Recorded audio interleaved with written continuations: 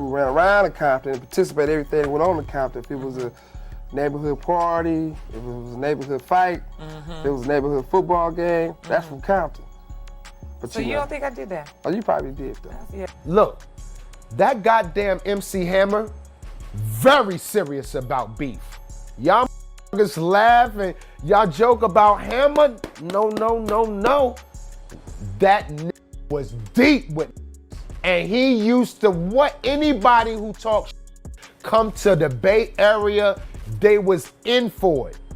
Cause we seen it. Suge Knight has finally revealed why he never crossed MC Hammer, and according to him, MC is the most dangerous rapper to have ever existed. This isn't just about Hammer's flashy pants and catchy beats. We're talking about ties to deadly gangs, million-dollar bounty on other rappers, and untold street cred. MC Hammer was one of those rappers that made goons like Suge Knight run like a rat. Suge Knight had his pick of artists in the 90s, so why did he go for Tupac Shakur instead of MC Hammer? Well, Suge Knight tried to sign Hammer, but it didn't work out. Instead, he signed Tupac, a choice that many fans think was a strategic move to align with a more street-oriented artist. Suge Knight needed someone who fit the hardcore rap vibe of Death Row, and Hammer's flashy, dance-driven style didn't quite mesh with that image. You know, two of our biggest MCs out the 90s got, you know, R.I.P. Tupac, Shakur, and Biggie Smalls.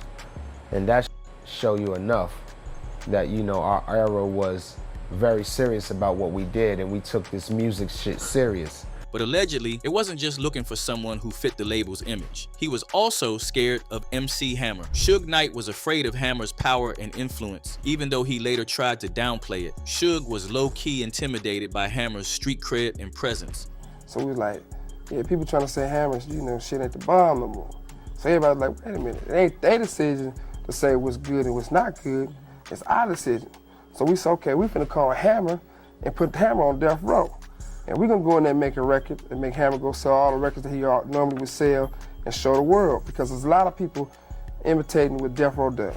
They actually had tried to get something from the Oakland area before Pop. If you remember Hammer, Pumps and the Bumps, that was Death Row. That was Oakland. That was the Oakland connection. But Pumps and the Bumps was just Pumps and the Bumps. I love it. Pumps and the Bumps. We want to run with the Pumps and the Bumps. Pumps and the... Tell me you'll remember that. But then Pac was a little bit more hardcore, and that's what it was about. You feel me? So that's how that Oakland connection happened. And then it was more solid.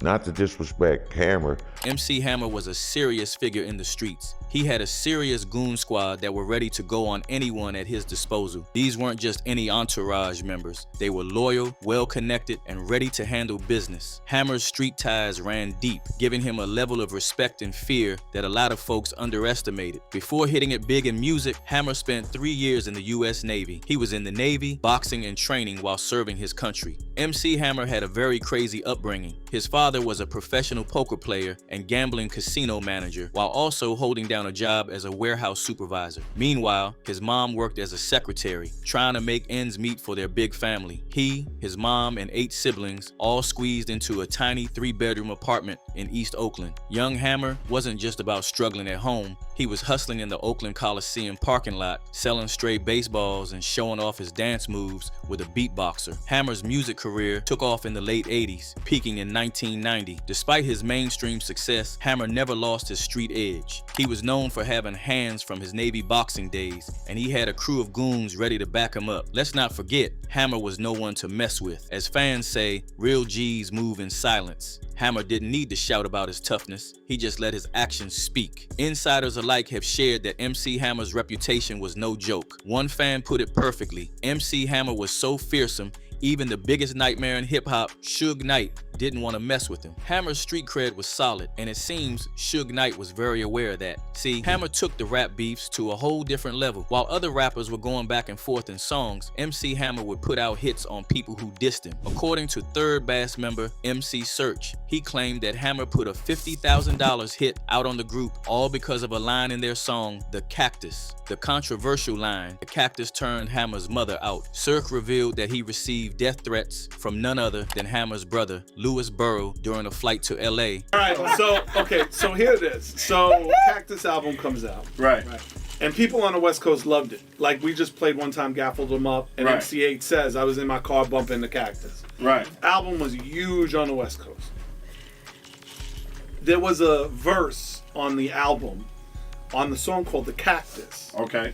that Pete Nice says, the cactus turned Hammer's mother out. Oh, Okay. Now, the line was a creative line because his album was called Turn His Mother Out. Yeah. And our album was called The Cactus. Right. So we were saying our album was doper, but we were saying it New York slick shit. Like, we Right. had some slick talk coming out our mouth. Right. Hammer thought we were talking about us f***ing his mom. Oh. So we have this big event all planned at the Palace in LA. Uh-huh. We're giving away a Jeep on K-Day, which was the first, hip hop station Right. to ever play 24-hour hip hop. That's right. And I've never been to LA. So I'm taking a wife. I got Chantel with me. Pete got his girl with him. Rich got his girl with him. Like, we're excited. Like, we're going to LA. Like, this is a big movement. This is going to be a movie. Right. We're in the air. And Carmen Ashurst Watson, who was the president of Def Jam at the time, picks up the phone and hears somebody say, is Third Base on their way to LA? And she goes, yeah. And the voice says, good, they're dead. This is Louis Burrell. And hangs. Search shared more details about what went down after that phone call, and get this, he said he's still not over the whole drama and has been in therapy ever since. And it's the day after the American Music Awards. And we walk into Greg Mack and we're all excited. And Greg Mack is shaking our hands and we're all happy dappy and, excited to be on the morning show in LA and yada, yada, yada. Cracks the mic, turns it on. K-Day, da, da, da, AM, Third Base is here, Probably Environment release, album party tomorrow at the Palace. And, we're giving away the Third Base Jeep. But we got a special person on the phone right now. 5 American Music Awards last night. He's up. He stayed up on our behalf. MC Hammer's on the phone. Hammer, how you doing? Hey, Greg, man, I'm great. Yo, it's great to talk to you. Yada, yada, yada, yada. He goes, yo, I heard you had something you wanted to say to Third Base. He's like, well, I just want to tell him, I don't think it's cool for somebody to, diss their mom and I don't think that's cool. Now, mind you, I never said that lyric. Pete said the lyric, right? So I look over to Pete. You're a rhyme, dude. Say something. Nothing. So I'm like, all right. So I say, you know what? I said, man, if you feel like we dissed your matriarchal, that's okay, but you know what you did. You know what's going on in these streets. Why don't you man up and see me face to face so we can figure this out? Stop being a... He takes a call live. Greg Mack, who's this? Rolling 60 Crip N-word. We finna kill them. Boop! Out! Security grabs us. We run out the fucking building. We get into the van. We start heading down the hill. There's 2 blue cars.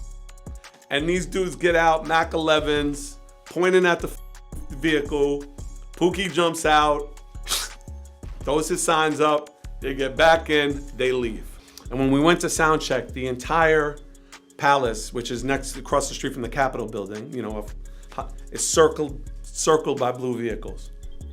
Because the Rolling 60 got like 50,000 members. So they can't get to everybody. And we can't not show. Like, it's not gonna happen. Big D is with Mike Conception the whole time. He's standing next to him. He goes to a recording session for We're All in the Same. Hammer's there. Hammer and Mike have words. I don't know what was said. I heard it was something to the effect of Hammer asking Mike, why weren't they dead yet? And they figure out that the only way to protect us to get into the Palace that night is we have to go in as security. So we're in Kevlar, I think it was ACS Security was the name of the security company. We got the jackets, we got the hats, we got dark glasses. I'm saying goodbye to my girl. She's crying at the Hyatt because they want to make sure we get in first and yada yada. My biggest issue to this day is I can't get over it. Because I would love to get to a place in my life where I could just give him a pound and be like, it's in the past. Like, understand, like, and have an understanding, like, yo, it was just a witty rhyme. Your name of your album was Turn This Mother Out. Our album was The Cactus turned Hammer's mother out. It was a dope line. I'm good. I'm not good. I've gone through 25 years of therapy 3 days a week. I am not good. I wish I could be good. But when somebody tries to kill you over a rap lyric. But I think the most crazy beef that really showed that Hammer wasn't the one to mess with was the one with Redman. Back in 1992, on his album What, the album Redman threw shade at Hammer and his parents in an interlude titled Funky Uncles. The line went, everybody yelling hammer time, mama ain't ish, daddy ain't ish, ain't nobody ish. So when Redman and Hammer crossed paths on set for the final episode of MTV Raps, Hammer approached Redman and then made him run like a rat. Redman revealed that he was chased out of Oakland by Hammer's affiliates, and as for that warning from Hammer, Redman said he got the message loud and clear. Yo, I say, listen to my first album. When I did the skit, and I was like, you know what? That goddamn MC Hammer, him, his mama, and the whole nine. That came up to me on MTV Cribs on the last episode they had, where everybody out on, not MTV Cribs, sorry about that, I'm zoned. On the last Dr. Dre and Ed Lover on MTV, when they had the last episode. Yo MTV Raps. Yeah, Yo MTV Raps. When the last episode they shot, when they had everybody rapping on it, MC Hammer was there. That approached me. He was like, Red, I'm gonna tell you something, you young, but I don't allow nobody talking about my mama. You understand me? I said, yes, sir.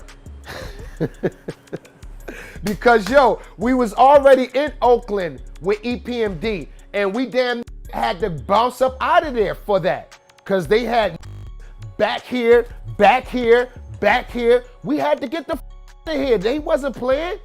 We was almost boxed in. And I'm at a young age too. I'm like, yo, this is not playing. And he seen me at MTV Cribs. He shook my hand. He was like, you're a youngin'. I like what you do, but you just know I don't play nobody talking about my mama. And I was like, you right, my nigga. I was cool. I wasn't no pussy, you know what I'm saying? I was like, all right, my nigga, you know what I mean? But I was like, yes, sir, MC Hammer. In other words, I got the message. I heard about you, and I seen your work and what the 357 and all them could do. I seen that shit. I'm good, my brother, because I got to come to the West Coast and get money. I like it out there. I like the Bay Area. So, yeah, that. You right. I won't talk about your mama, but.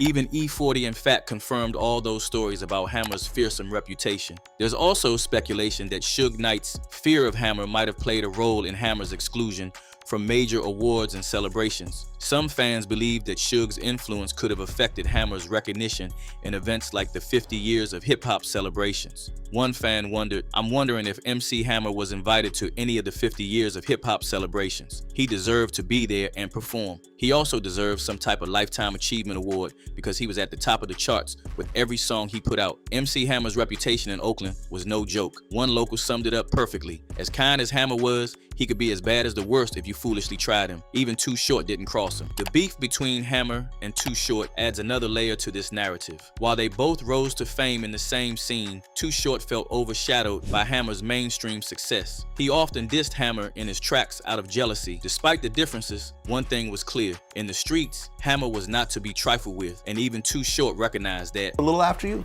I was in the streets before Hammer, as far as like the music and stuff. Yeah. I was making records before Hammer, but he came very shortly after and did big things. And I've always been an admirer of Hammer because of the way he did it. We were at odds, so to speak, at a young time, but it wasn't like violence or anger. It was more like just, you know, the local competition. Yeah. And, you know, Hammer was a big dog, man. He got respect in the streets. He came from a respected crew, and they handled business, him and his brother Lewis and the crew. And, you know, when we saw each other, it was respect and love. And then, you know, when we weren't around each other, he'd take little jabs and talk. But it was that time. Even though Hammer didn't end up staying with Death Row Records, he did record some tracks that never officially dropped. He had a solid relationship with Tupac and even contributed to some tracks with Death Row's leading producers. Hammer's time with Death Row showed that despite his mainstream success, he had a real connection to the streets and respected the hard-hitting sound of gangster rap. But now we want to hear what you think. Did Suge make the right call, signing Tupac instead of Hammer? And come on, is Hammer getting enough credit for his street cred? Drop your thoughts down there. And hey, if you're digging these deep dives into hip-hop beefs, don't forget to smash that like button and hit subscribe. We've got more stories and shocking beefs coming at you.